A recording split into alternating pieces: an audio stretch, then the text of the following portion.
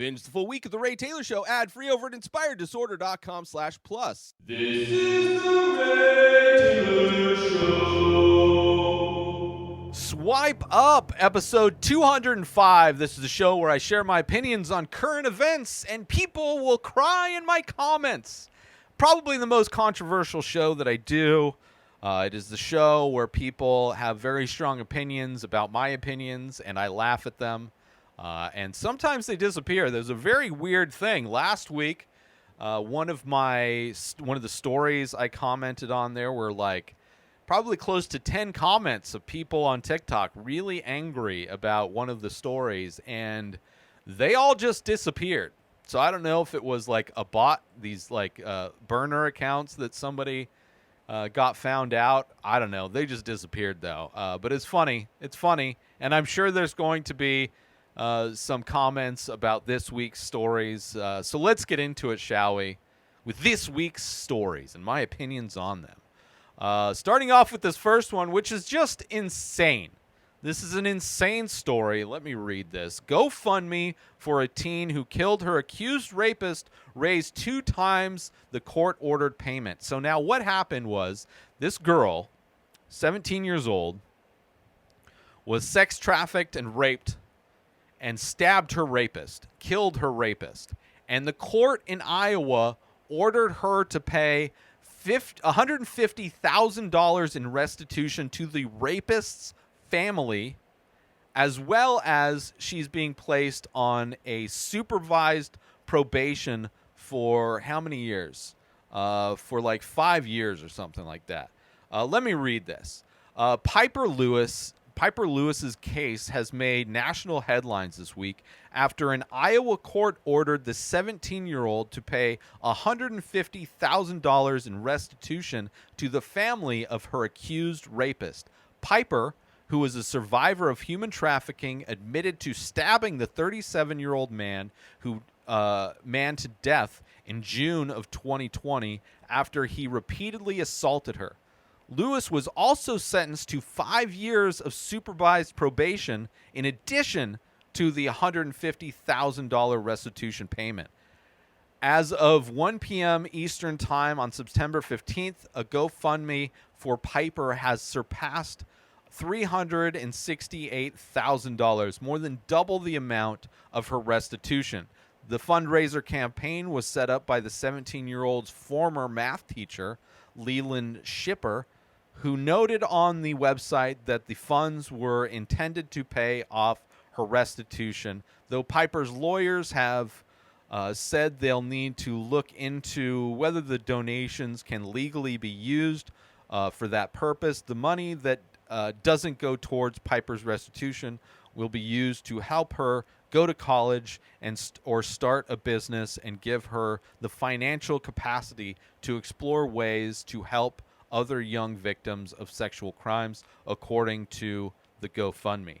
A child who was raped under no circumstances should owe the rapist's family money, Shipper said in the GoFundMe campaign. In an updated post, she said that she's overjoyed with the prospects of removing this burden from Piper. So just insane how rapists have more rights and laws and protections than the victims in this country, in many states of this country. And just a disgusting thing. Like, she's already been assaulted by this dude. She, in defense, kills him to survive. And now that family of the rapist is going to receive a buttload of money. Thankfully, this court, I mean, it's amazing that this is even possible. And of course, if you're not watching this, you can guess the race of the victim in this story. Obviously, it's a person of color who is being ordered to pay the rapist's family.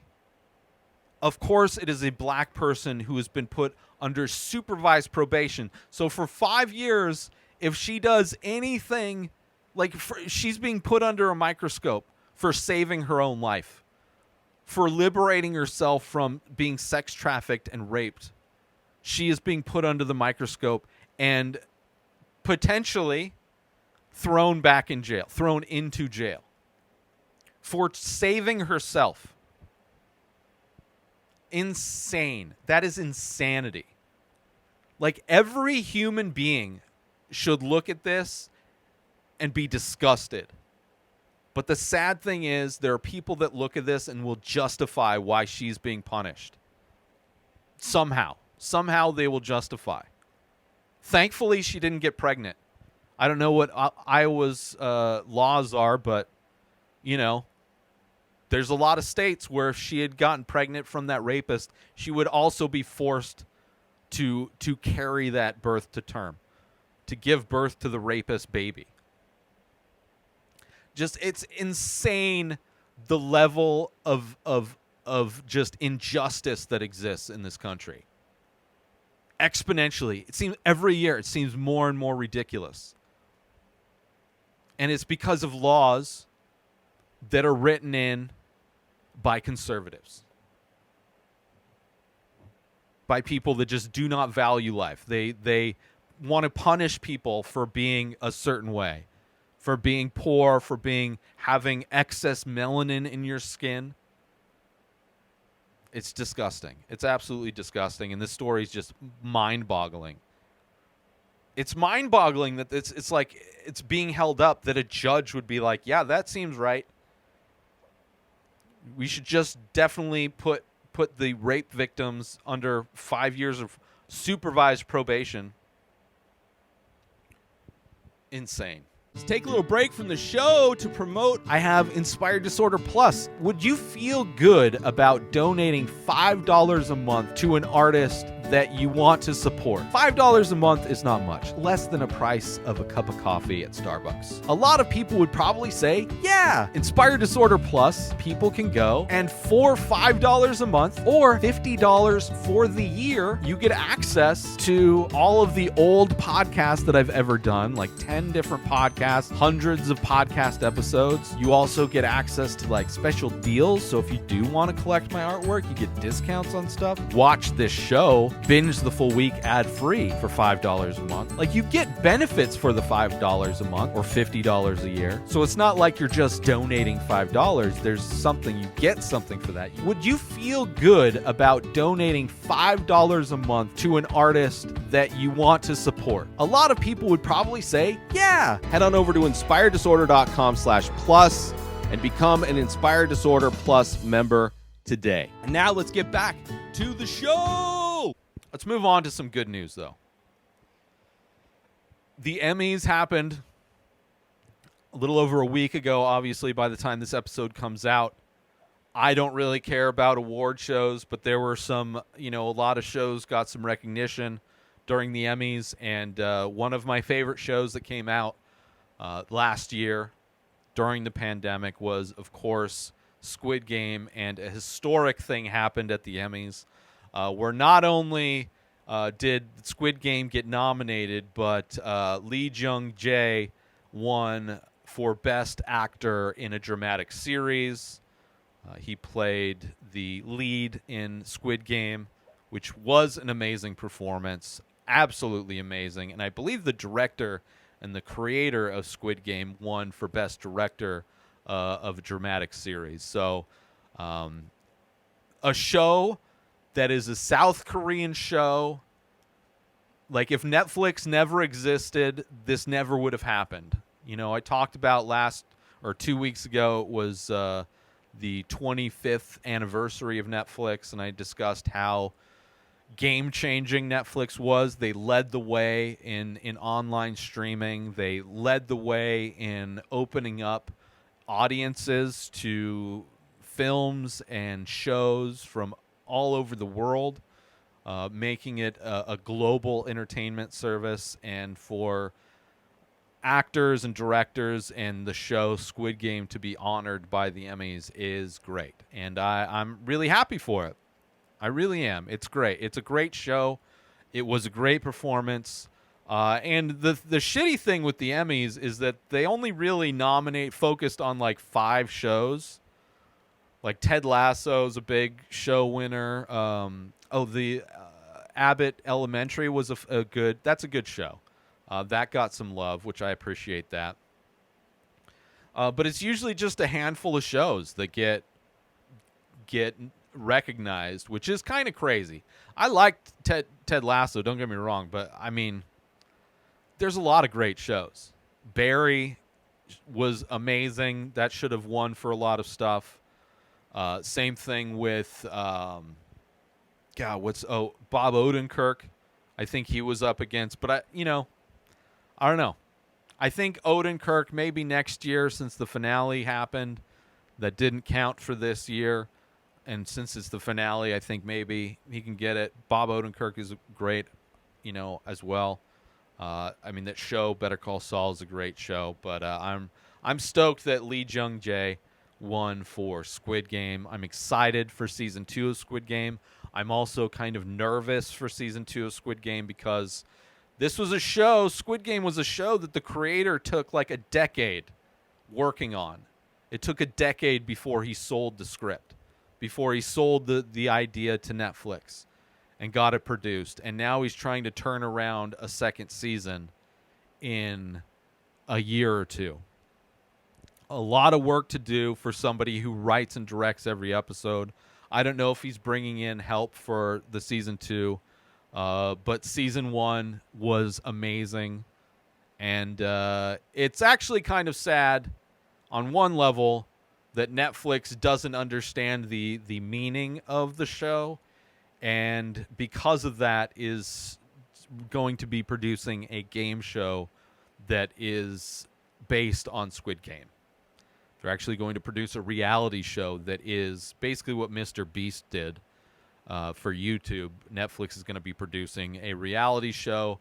Obviously, people won't be getting killed, but kind of missing the point of desperate people competing in games of death in order for the chance to potentially win money to make them financially stable.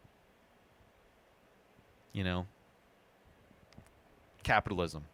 Anyway, let's move on. Let's go back to some disgusting news.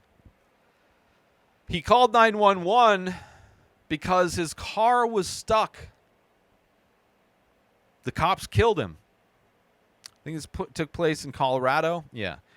Christian Glass, 22 years old, called 911 to get help pushing his he needed to get help pushing his truck SUV, his stuck SUV. But over the course of the next hour, Colorado police officers threatened him, tased him, shot him with beanbags, and finally shot and killed him. In body cam footage, the officers repeatedly tell him to get out, but Glass refused and said he's terrified. As they threaten to break his window, Glass can be seen holding his hands up in the heart kind of thing. Tells them the only way I can be safe is to stay in the car. Shortly after, the police department released the statement saying that he was shot while attempting to quote-unquote stab an officer. Cops always have an excuse for why they had to kill somebody. And the majority of the time, it's bullshit. They are lying. They kill unarmed people regularly. The police murder unarmed men, women, and children regularly and use the weakest of weak defenses in every case. Oh, I thought the lighter was a gun. Oh, he had a weapon. Oh, we found a gun later, so that must have been, we just say that, he tried to shoot us, even though we never mentioned a gun before till we found it after the fact. Like, there's always some excuse. And he was just stuck. His car was stuck. And he was having a mental health crisis, which can happen to anybody. Mental health is a fragile thing. and when you're having an issue and you need help and you see cops show up, very few people are going to feel comforted and safe when a bunch of cops are demanding you get out of your car, are threatening to tase you. They shoot you with tasers. They shoot you with beanbags. His car was stuck. Why would he want to stab somebody? All they had to do was push his fucking car. It's like calling the cops because a cat's stuck in the tree, and instead of getting the cat out of the tree, they break into the house and they shoot you in your bed. It's like what the cops are doing. Quite literally, cops do regularly break into people's homes and shoot and execute the homeowner, the people living in that residence, while they are in bed. Regularly. And people have the balls to try and defend the police. As if being a police officer was the most dangerous job. It's not even the top 20 dangerous jobs.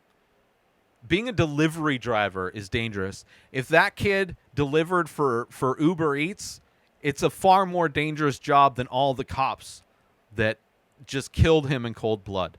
No, like, it's just if you're a person that wants to kill people, sign up to be a cop, because chances are you'll be able to get away with murder.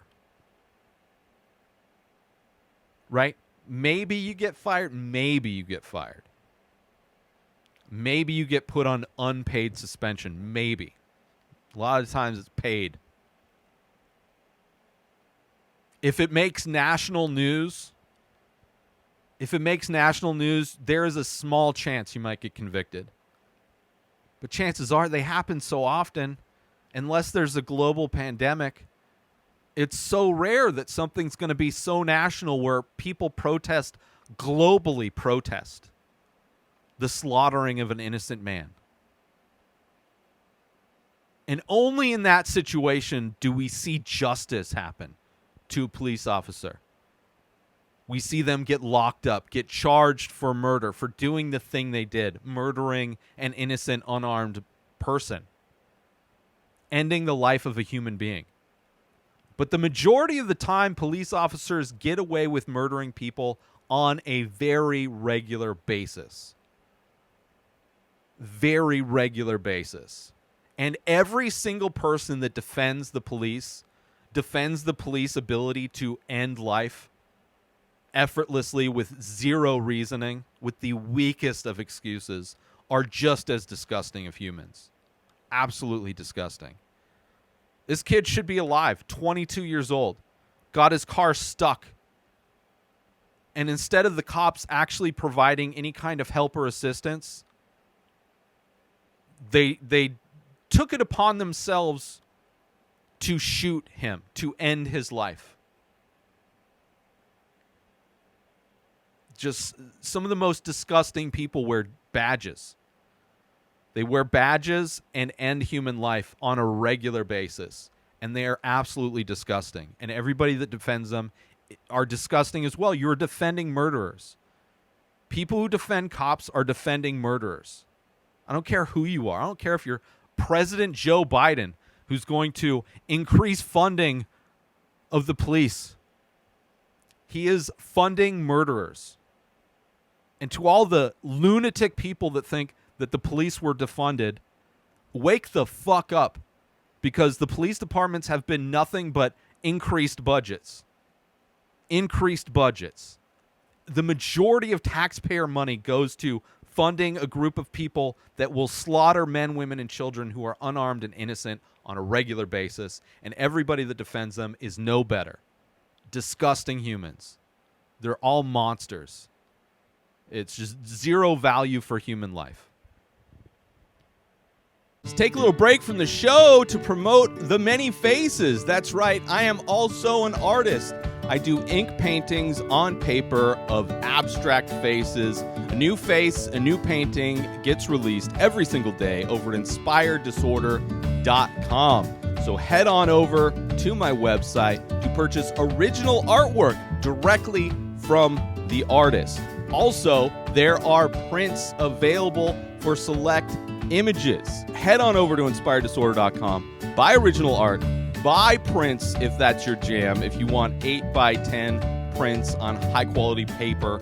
Also, if you're looking to wear some art, there are shirts available with original artwork by myself. Select faces from the many faces are also available in t-shirt form. You go to inspireddisorder.com, you buy original artwork, you buy prints, you buy shirts. You're supporting an artist directly. And if you're the type of person that likes to invest in NFTs, there are also NFTs available for select faces. Go to inspireddisorder.com now. And now let's get back to the show. Let's move on to some of the same people that value the monsters that kill people. Disney, of course, I had to talk about this. The first teaser for Disney's live-action Little Mermaid was released. This is news that we heard about already. We already knew, I don't know how long ago, a year, 2 years ago, whenever the casting for this live-action Disney, I'm not a fan of Disney, don't get me wrong. All of these live-action remakes of their movies, they're just trying to make money. They really don't care about how good they are. Although, while watching the teaser for this, I gotta say, it looks cool. Looks cool. Controversy makes me want to see it. But of course, every single racist on the face of the planet is crying about Ariel being black. It's just like zero compassion or care for their white supremacy and their racist beliefs being spewed everywhere online. Trying to find scientific justification for why there shouldn't be a black half fish, half man. A cartoon. It is ridiculous. The majority of films are whitewashed. The majority of films. There was a great clip where it was talking about how so many different cultures have been replaced by white people in movies over the history of film. And like now, there's actually roles being cast for people with melanin in their skin that doesn't make them look like a sheet of paper. They don't look like me. I'm tired of looking at white people in movies. I like movies that are new and different, and that's one of the reasons why I don't like the Disney remakes. Because they are not new. They're slightly different. They're live-action remakes, but it's just Disney regurgitating the same things. It's Disney just trying to squeeze every last penny out of the people that enjoy their content. They're not really trying to make good stuff. The majority of the things that they did with Star Wars is pretty pathetic. The majority, I guess Marvel, okay, it's all right. They're pretty good, whatever. But it's like they own everything. They're becoming a monopoly of entertainment. And they make movies that they don't disagree with, that they own property of. They just make them disappear. So there's art that you no longer can see because Disney, it doesn't fit with their brand. And this is like the smallest of inclusive steps that Disney is making. Like, these racists are acting like Disney is the most progressive production company on the face of the planet. Like, they're just now barely acknowledging that other races exist in 2022. Right? Just barely doing that. They're just barely acknowledging that somebody may have a different sexual preference than straight. That there's a whole rainbow of existence. There's a whole spectrum of reality for humans. And of course, all of the racists that absolutely love Disney, all of the racists that love Disney and hate when there's a black stormtrooper, they hate when there's an Asian person in Star Wars, They hated when the announcement of a black person being cast as Ariel, and they're hating again when they see the trailer and trying to justify their hate in some kind of roundabout scientific excuse for why a fictional character should look a certain way. It's just disgusting and pathetic. I mean, it's so amazing how the most pathetic humans have zero idea of how they sound. Like, they're letting everybody know how racist they are. And a lot of them don't even think they're racist. You know? It's just absolutely disgusting. I'm not going to hold my breath that it's going to be good. The trailer looked cool. Visually, it looked cool. I think the Aladdin remake with Will Smith was absolute garbage. I thought the Lion King live-action remake, well, I guess it was like more reality CG kind of remake, was the least worst of the remakes. But their live-action remakes are garbage. They're clearly just money grabs, which is the thing Disney does always, right? They get you to pay, and then they raise prices. They get you to buy a movie, then they re-release the movie in special edition, then they re-release it again in another special edition. Like, they are the kings of squeezing every last penny, every last cent out of the people that enjoy the properties that they hold ransom. And, you know, I think it's just amazing how openly pathetic these racists are, crying about every little thing. Nobody cries as much as these racists do. These, like, privileged, just, like, disgusting humans. Just disgusting humans. So anyway, I'm good with it. I'd be good if they stopped casting white people and shit.